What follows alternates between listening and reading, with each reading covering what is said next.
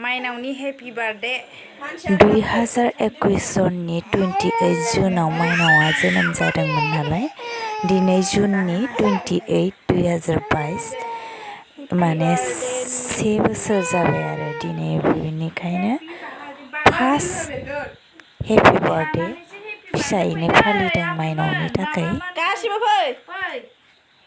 माथो लगायाखैनो जाबाय आरो हा होबाय दे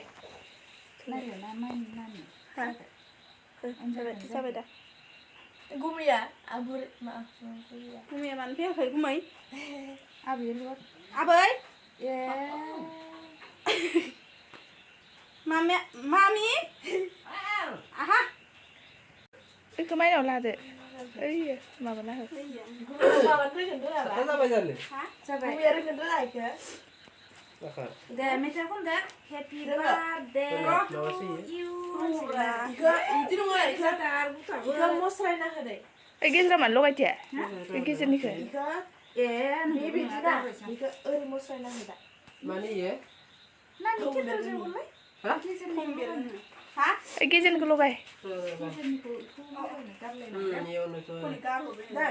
बेखिनियावल' ओरै मस्रायना होदा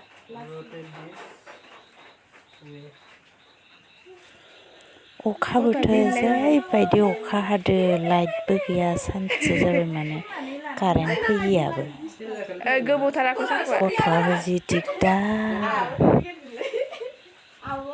गारलां टफि गानहोनो नागिरदों टफिखौनो गाना गथ'आबो एकदम नारा नाथा गानहोनानै माइनावखौ माने केक हानो नागिरदों सिटा कारेन्टबो गैया माबो गैया खोमोरग्रोदो खोमोरग्रोदो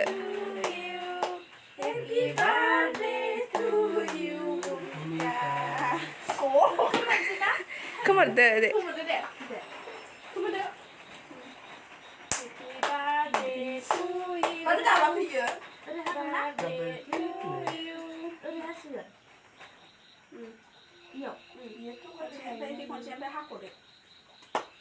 माबायदि हाख'गोन बेखौ ओरै ओरै हाख'गोन माबा इयावसो सावना होनांगौमोन दा आंहा रोङाखैबो मा इमान गोरा लालाय गिलायसिगोनसो दा आंहा आखाइ हमनो रोंला happy birthday to you happy birthday to you happy birthday two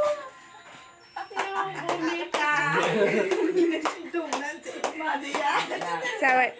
ए माबायानो जाबाय खोमालै फुल जाबाय खोमा गुसुं गुसुंसो खालामनांगौ दानना होदो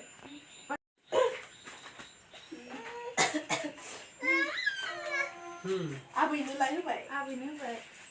मिनानो दैजोंसो एफ्र हरबाय मिनानो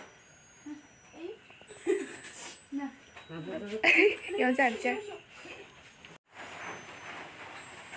माइनावनि हेपि बार्थडेनि साजायनायमोन दिनै जोब्बाय आरोखि नै गस्ला उथिदों गांनैसो ओरैनो फिसा फार्स्ट बार्थडे नालाय फिसायैनो होथ'बाय आरो दा एफा दैज्लां बोथोर नालाय फिसायैनो होना दोनथ'दों आरो देनांफोर हाबा गेदेर होसिगोन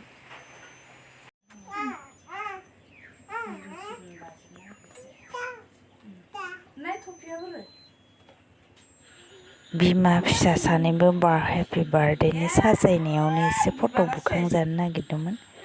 फिसाजोआनो देलाय होजाथारा नै एखे देलायो एखे सिफायजोबना होयो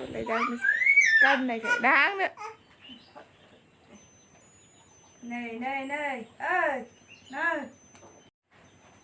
Pamika नै बुम पेपे बुम खालामजोब्बाय गथ'आ बार्थडेनि साजायनायखौ नै माइनावनि गस्ला गोदानानै बोलो गोराथार गथ'आ बिबारखौ मैया दिनै हरावनो हेपि बार्थडेमोन नालाय माइनावनि माने एकदम लाइटआ थांना होना खोमसि खोमलाव जाबाय केक हानायाव स्रां जायासै आरो गथ'आबो बिराद दिगदार नालाय एकदम भिडिअ बानायनायानो मोजाङै जायासै आंना क्लियार जायासै दा ओरैनो थिखांसै माइनावनि नै एसे बारा मानसि लिंखायाखै माने फिसासो नालाय ओरैनो एसे माबा नेमखौल' खालामना दोननो होननानै माने लिंदोंमोन आरो सानैसो लिंदों फैदोंबो आरो ओमफ्राय दा माने हरावनो खोमसि खोमलाव केक हानायफोरा गथ'बो एकदम बुजिनाय जायाखै नालाय गाबख्रावलाय मालाय हानायानो थिग जायासै आरो दा